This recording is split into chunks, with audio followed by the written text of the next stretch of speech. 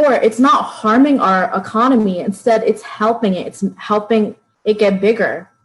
A couple other things I want to say is that I think that a lot of people, like I said, are worried that UBI is going to make people quit their jobs. But $1,000 a month, like so many people have said, is not a salary. You cannot eat, pay your rent, live a sustainable life off of $12,000 a year. It's just not a sustainable life. And I don't think that anybody with a stable job is going to quit their job because of UBI. Also, one last thing I want to say is that a lot of people are saying, if we give money to the homeless people, they're going to spend it on drugs. But in my opinion, that's nothing but a bias, and it's nothing but a stereotype, really, because there's no evidence that says if you give money to homeless people, this percent of the homeless people are going to go and spend it on drugs. I think that it's just a bias that people have, and it's not necessarily, it's not fact-based.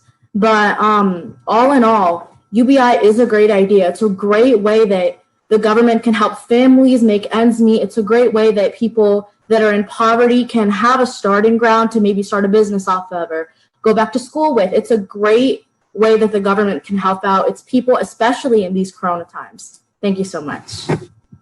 All right. Thank you, Amritha. That was a speech. Because we're scared of a couple of people, you know what I mean? So that's what I think about that.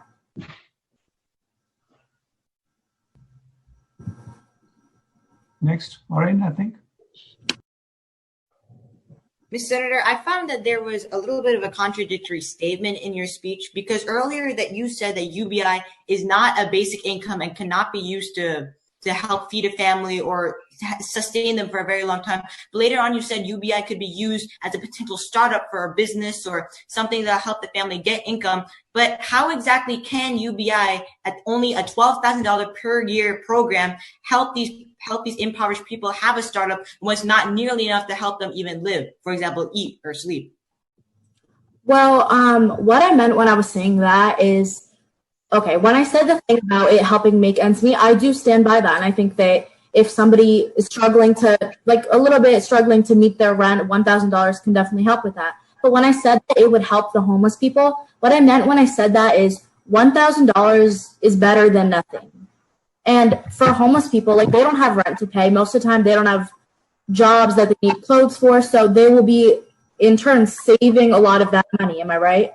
So if they're saving a lot of that money, then they could necessarily, and when I said start a business, that wasn't all that I meant. But what I meant was that you can use that money to maybe buy clothes and go to a job interview, or maybe use it to buy a small place. Like, I know that it's not that much money, but what I'm saying is that if you were to save it, you could amount it to a kind of large amount of money and then use that to pull yourself out of poverty.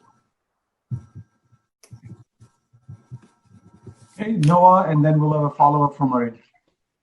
Am I allowed to answer a question for her because she's on my side? No, okay, never mind. It's not a team debate. All right, Maureen. Maureen, you have a follow-up? Yep. All right. So I agree that UBI could potentially help people who are paying rent to have that little push to help fully pay off. But the thing is, when you said that $1,000 is better than nothing, the issue is that there's already programs in place to help these impoverished people and that have been working for an extremely long time. For example, welfare programs like Medicare, Medicaid, and food stamps. And this is a point I also made earlier, that because even though there are still programs that do help people who are impoverished, they have been proven to work for an extremely long time. And the thing is, if we implement UBI with this really big price tag, how exactly will that be effective? So to answer your question, I actually watched a video about welfare and the reasons why it's not necessarily as effective as everybody thinks it is. So if you are poor and you're under this blanket of welfare, what you're going to have to do is you're going to have to go and do try interview for every single job that's available. So even if it's not a good fit for you. So if you don't like kids, but there's a job available for an ice cream truck worker, you would have to take that job. And in my opinion, I don't think that that's sustainable, and I don't think that that's the right way to go about it. Don't you think that? That, as well as I do think that the welfare system, like you said, like it is flawed. And if the welfare system was so great and so like above everybody else, above everything else, why are there so many people still in poverty? I think that the welfare system just has so many flaws because it's hard to have a system that'll just pull everybody up out of poverty. So that's why I think that UBI is a better alternative, because you're getting straight money. All right, we'll stop here. That was a really, really, really good debate, considering that you guys are new, have never, it seems, some of you might have debated, but not necessarily in this format.